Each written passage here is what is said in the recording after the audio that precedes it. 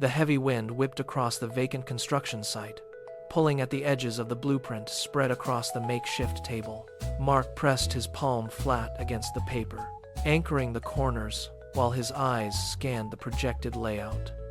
Beside him, David tapped his watch, the metal clicking rhythmically against his wrist. David exhaled, his gaze shifting from the site to the papers. This project costs a fortune. We should find a cheaper contractor to save money. Mark did not look up. He pulled a calculator from his pocket, his thumb moving rapidly over the plastic keys. The numbers blinked in the harsh daylight.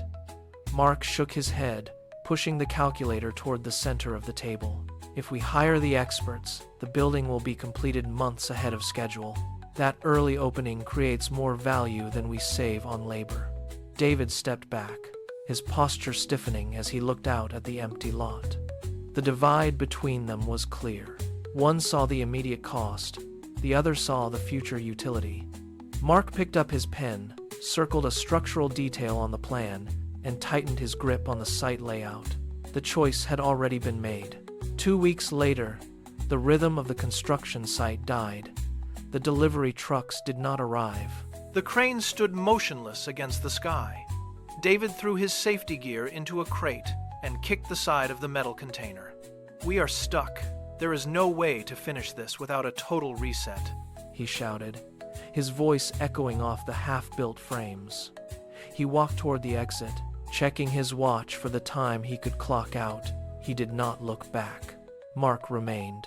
He stood in the center of the silent site, listening to the lack of progress. He ignored the stillness and walked to the perimeter fence. He scanned the industrial zone until he spotted an abandoned warehouse nearby, its roof sagging but its yard filled with crates. Mark climbed the fence and walked the perimeter of the adjacent lot. He found the site manager, pulled out his ledger, and began a rapid negotiation.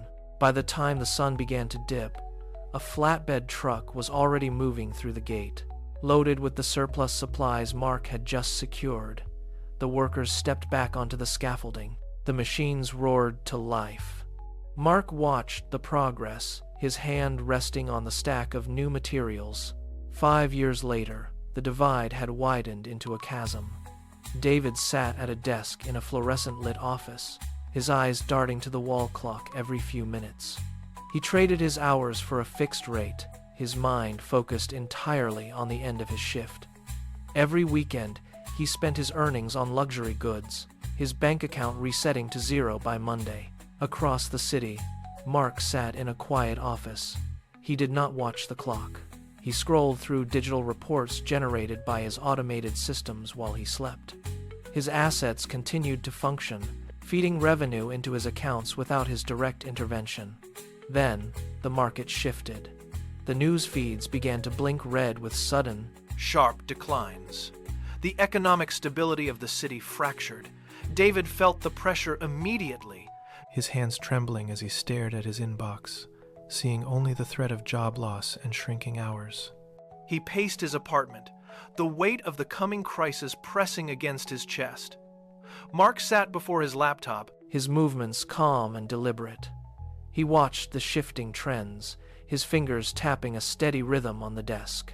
Where David saw the ceiling falling, Mark saw the structural cracks of a new reality. The air in the city grew heavy with uncertainty. But in Mark's office, the preparation for the next move had already begun. The economy hit a wall at noon. Screens across the city flickered and went dark as the market plummeted. David stared at the termination notice flashing on his monitor. He stood up, knocking his chair back, his breath coming in jagged bursts. He walked to the window, watching the street below where sirens began to wail in quick succession. He was out of time, out of options, and out of a job. He gripped the edge of his desk until his knuckles turned white. Miles away, Mark did not look at the news feeds. He looked at the data. He pulled up a blank document and began mapping the sudden needs of the city, a gap in logistics that no one else was addressing. He opened his communication portal and sent a series of rapid-fire instructions to his automated team. Within 10 minutes, the new service was live. The system began processing orders before the market even reached its bottom. Mark leaned back, watching the incoming transaction logs scroll across his screen. While the city slowed to a crawl, his operations accelerated, turning the void left by the crash into a clear, functioning path forward. He had turned the collapse into a launch. The office grew silent as the last of the digital logs finalized. Mark closed his ledger, the screen fading to black, leaving only the soft glow of the city skyline reflected in the window. He did not check his account balance. He did not need to see the digits to know the scale of his progress. He looked past the glass, toward the horizon, where the city lights hummed with hidden potential.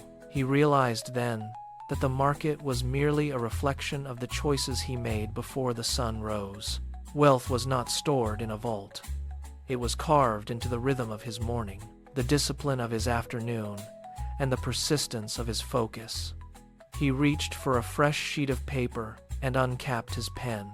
The ink touched the page, marking the start of a new investment strategy. He felt no pressure, only the steady clarity of a man who owned his direction. The city moved on, frantic and uncertain, but Mark remained grounded in his routine.